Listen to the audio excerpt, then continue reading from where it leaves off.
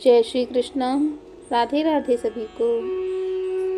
दोस्तों, रामायण में एक महत्वपूर्ण पात्र का जिक्र मिलता है जो लक्ष्मण की भार्या उर्मिला के विषय में है। उर्मिला माता सीता की छोटी बहन और लक्ष्मण की पत्नी थी। ऐसा कहा जाता है कि माता सीता से ज़्यादा कष्ट उर्मिला ने सहे थे, क्योंकि उर्मिला न सिर्फ 14 वर्ष तक अपने अर्धांग लक्ष्मण से दूर रही थीं, बल्कि लक्ष्मण की दी सौगंध के कारण उन्होंने अपनी आँख से 14 वर्ष तक एक आंसू तक न टपकाया था। इसलिए उर्मिला का त्याग माता सीता के त्याग से अधिक माना जाता है।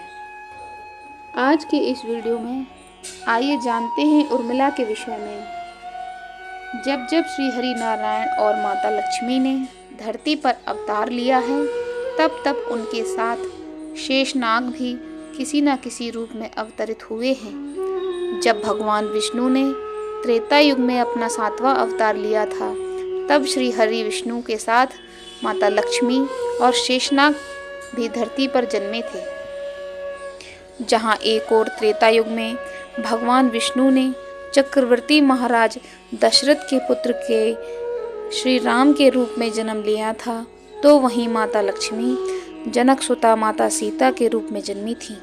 इसके अतिरिक्त शेषनाग श्री राम के छोटे भाई लक्ष्मण के रूप में अवतरित हुए थे।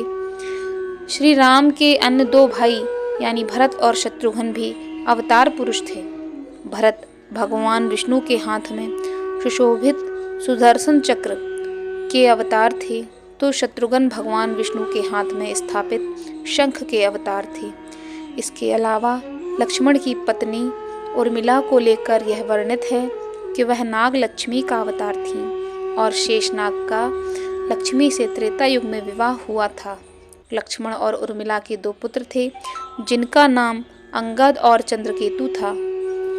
श्री रामायण को आज तक हमने अपने और इस समाज ने श्री राम की दृष्टि से देखा, लक्ष्मण को देखा, देवी सीता को जाना, हनुमान के भक्ति भाव को जाना, रावण के ज्ञान को पहचाना, लेकिन कभी यह ध्यान नहीं दिया कि इस रामायण में अगर सबसे अधिक उपेक्षित और अनदेखा पात्र था, तो वह थी लक्ष्मण की पत्नी और जनकनंदिनी सीता की अनुजा उर्मिला।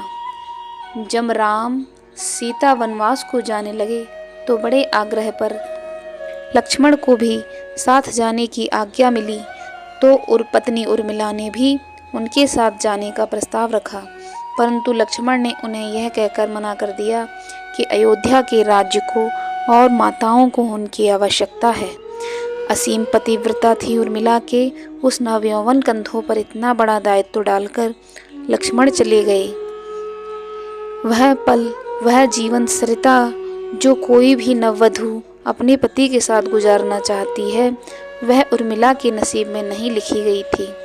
पतिव्रता स्त्री के जीवन के चंचल पड़ाव पर भी अपने पति से दूर रहने पर भी वह लेश मात्र भी किसी का ध्यान नहीं किया। यह उर्मिला का अखंड पतिव्रत धर्म था। यह उर्मिला को अवर्णित, अचर्चित, अघोषित महानता थी। उर्मिला के महान चरित्र, अखंड पतिव्रत स्नेह और त्याग की चर्चा रामायण में उपेक्षित थी, पर वह हो न सका। सबसे विकट क्षणों में भी उर्मिला आंसू न बहा सकी, क्योंकि उनके पति लक्ष्मण ने उनसे एक और वचन लिया था कि वह कभी आंसू न बहाएगी, क्योंकि अगर वह अपने दुख में डूबी रहेगी तो परिजनों का ख्याल नहीं रख पाएगी। यह कोई कल्पना कर सकता है कि अपने पति को 14 वर्षों के लिए अपने से दूर जाने देना और उसकी विदाई पर आंसू भी न बहाना किसी नवविवाहिता के लिए कितना कष्टकारी हो सकता है। कितना हृदय विदारक पल था वह, जब परम पूज्य महाराज दशरथ स्वर्ग सिधार गए, पर वचन के सम्मान रखने के लिए उर्मिला तब भी न रोई। पति के लिए पिता को किया इनकार। महाराज जनक अपनी पुत्री को मायके अर्थात मिथिला ले जाना चाहते थे, ताकि माँ और सखियों के सानिध्य में उर्मिला का पति वियोग का दुख कुछ कम हो सके। परंतु उर्मिला ने मिथिला जाने से सादर इनकार कर दिया, यह कहते हुए कि अब पति के परिजनों के साथ रहना और दुख में उनका साथ ना छोड़ना ही अब उसका धर्म है। बहुत से लोग इस बात से परिचित हैं कि अपने वनवास के दौरान भाई और भाभी की सेवा करने के लिए लक्ष्मण पूरे 14 साल तक नहीं सोए थे। उनके स्थान पर उनकी पत्नी उर्मिला दिन और रात सोती रहीं। परंतु यह बात बहुत कम लोग जानते हैं कि रावण के बेटे मेघनाथ को यह वरदान प्राप्त था कि जो इंसान 14 वर्षों तक ना सोया हो, केवल वही उसे हरा सकता है। इसलिए लक्ष्मण मेघनाथ को मोक्ष दिलवाने में कामयाब हुए थे। रावण के अंत और 14 वर्ष के वनवास के पश्चात जब राम, सीता और लक्ष्मण वनवास से वापस लौटे, तब राम के राजतिलक के समय लक्ष्मण जोर जोर से हंसने लगे। सभी को यह बात बेहद आश्चर्यजनक लगी कि क्या लक्ष्मण किसी का मजाक उड़ा रहे हैं। जब लक्ष्मण ने इस हंसी का कारण पूछा तो उन्होंने जवाब दिया कि ताउम्र उन्होंने इसी घड़ी का इंतजार किया है, लेकिन आज जब यह घड़ी आई है तो उन्हें निद्रा देवी को दिया गया वो वचन पूरा करना होगा जो उन्होंने वनवास काल के दौरान 14 वर्ष के लिए उन्हें दिया था। दरअसल निद्रा ने उनसे कहा था कि वह 14 वर्ष के लिए उन्हें परेशान नहीं करेंगी और उनकी पत्नी उर्मिला उनके स्थान पर सोएंगी। निद्रा देवी ने यह उनकी बात एक शर्त पर मानी थी कि वह जैसे ही अयोध्या वापस लौटेंगी, उर्मिला की नींद टूट जाएगी और उन्हें सोना होगा। लक्ष्मण इस बात पर हंस रहे थे कि अब उन्हें सोना होगा और वह राम का राजतिलक नहीं देख पाएंगे। उनके स्थान पर उर्मिला ने यह रस्म देखी थी। एक और ऐसा वाक्य है जो यह बताता है कि लक्ष्मण की विजय का मुख्य कारण उर्मिला थी। मेघनाथ के वध के बाद जब उनका शव राम जी के खेमे में था, तब मेघनाथ की पत्नी सुलोचना उसे लेने आई। पति का छिन्न शरीर देखते ही सुलोचना का हृदय अत्यधिक द्रवित हो गया। उसकी आंखें बरसने लगीं। रोते रोते उसने पास खड़े लक्ष्मण की ओर देखा और कहा, सुमित्रा नंदन, तुम भूल कर भी यह गर्व मत करना कि मेघनाथ का वध मैंने किया है।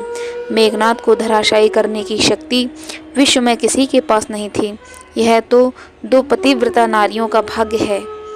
अब आप सोच में पड़ गए होंगे कि निद्रा देवी के प्रभाव में आकर अगर उर्मिला 14 साल तक सोती रहीं तो सास और अन्य परिजनों की सेवा करने का लक्ष्मण को किया गया वादा उन्होंने कैसे पूरा किया।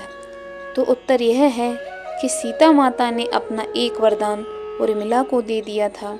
उस वरदान के अनुसार उर्मिला एक साथ 3 कार्य कर सकती थी। आधुनिक साहित्यकारों ने उर्मिला को विविध कलाओं में पारंगत और कर्तव्यपरायण नारी के रूप में चित्रित किया है।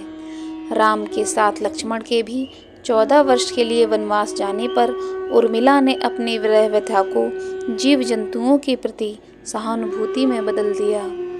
राम काव्य परंपरा में उर्मिला के चरित्र का सफल रेखांकन साकेत और उर्मिला में मिलता है, जिसमें उसके उपेक्षित व्यक्तित्व को उभारा गया है। साकेत का नवम सर्ग उर्मिला के विरह विषाद की चरम निदर्शना है। वह अपने मन मंदिर में प्रिय की प्रतिभा स्थापित कर संपूर्ण भोगों को त्याग कर अपना जीवन योगमय बना लेती है। उर्मिला में छत्राणी का व्यक्तित्व भी गोचर होता है। लक्ष्मण को शक्ति लगने का समाचार पाकर वह शत्रुघ्न के समीप उपस्थित हो जाती है। वह कार्तिकेय के निकट भवानी लग रही थी। उसके आनन पर 100 अरुणों का तेज फूट रहा था। उसके माथे का सिंदूर सजग अंगार सदृश था। उर्मिला और लक्ष्मण का प्रेम पारस्परिक एक दूसरे को पूर्णता की ओर अग्रसर करता है। इस युगल का प्रेम शुद्ध और सात्विक व आत्मिक है। उसमें कहीं उच्च श्रृंखलता, विलासिता और पार्थिवता की दुर्गंध नहीं है। रामायण काल की सती नारियों में उर्मिला का स्थान अग्रणी है। उसके त्याग और उसकी महानता ने उसे नारियों में सर्वश्रेष्ठ बना दिया। तो दोस्तों, ये थी महान सती और लक्ष्मण की पत्नी उर्मिला का संक्षिप्त जीवन परिचय। अगर आपको यह वीडियो अच्छा लगा हो तो प्लीज़ इसे एक लाइक कर दीजिए और इसी तरह की वीडियो आगे देखने के लिए हमारे चैनल को सब्सक्राइब कर लीजिए। धन्यवाद।